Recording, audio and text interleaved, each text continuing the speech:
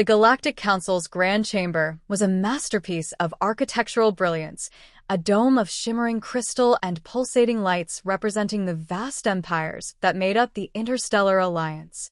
Delegates from thousands of worlds gathered, their forms varying from gaseous entities to towering insectoids, all unified by a common goal: maintaining order across the galaxy.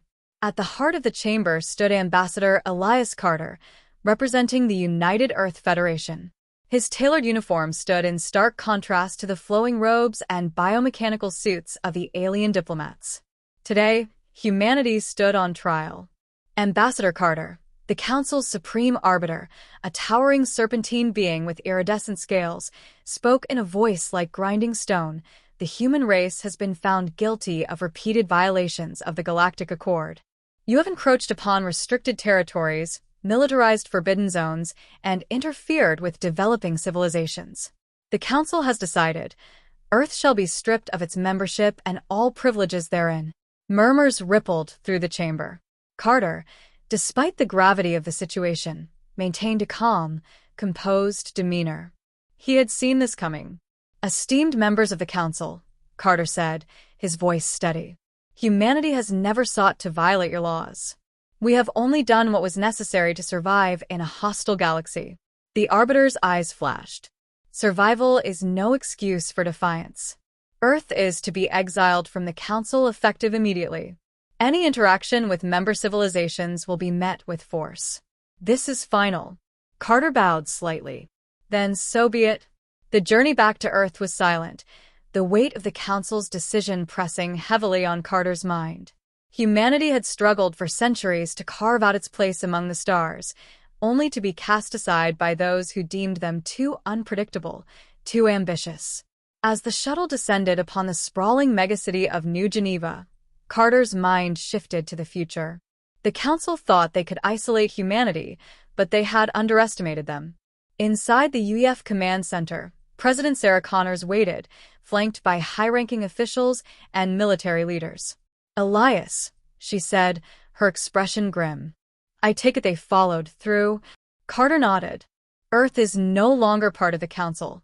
A moment of silence filled the room, then Connors straightened. "Then we move forward. The Council may think they can control us, but they're wrong. We don't need their approval to thrive."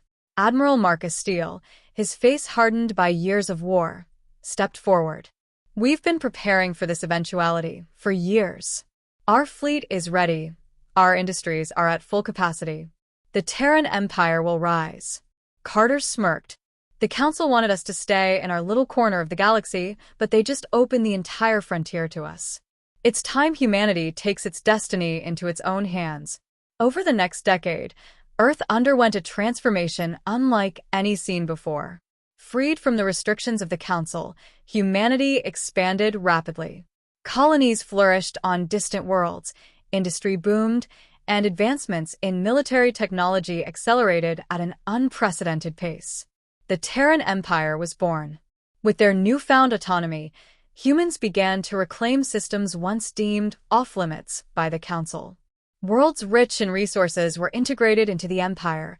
Their inhabitants offered the benefits of Terran innovation and protection. Meanwhile, the Council watched in growing concern.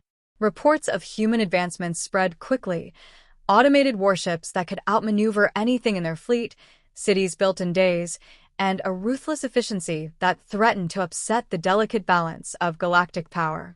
On the fringes of Council space, a border world named Voth Prime found itself in the path of Terran expansion. Its leaders, unsure whether to resist or accept Earth's offer, sought the Council's help. A fleet of Council warships arrived to protect Voth Prime, their captains issuing ultimatums to the approaching Terran fleet. But the humans did not come in warships. They came with emissaries and engineers, offering infrastructure, medicine, and prosperity. Despite the Council's warnings, Voth Prime accepted humanity's offer. The Council's response was swift: blockades, sanctions, and threats of military intervention. The Empire, however, had anticipated this. Admiral Steele stood on the bridge of the UEF Invictus, a dreadnought unlike anything the Council had ever faced. "We've given them every chance," he said.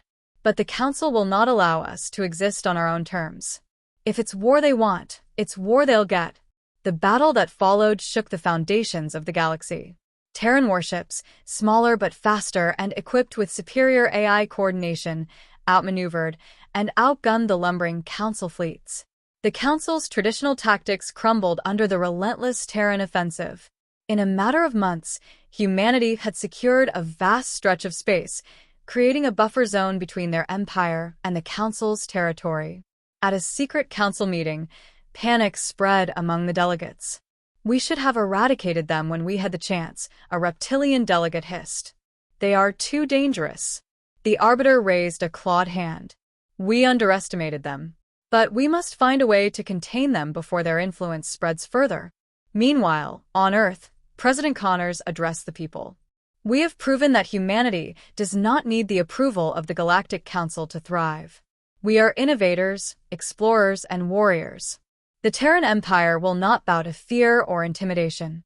We will forge our own destiny." In the following years, the Empire solidified its hold on its new territories, forming alliances with disillusioned Council worlds and advancing further than anyone had imagined. Humanity, once seen as an upstart species, had become a force to be reckoned with. And as Carter stood once more in the Grand Chamber of the Galactic Council, this time as a representative of the Terran Empire, he smiled. "You cast us out," he said, meeting the Arbiter's glare head-on.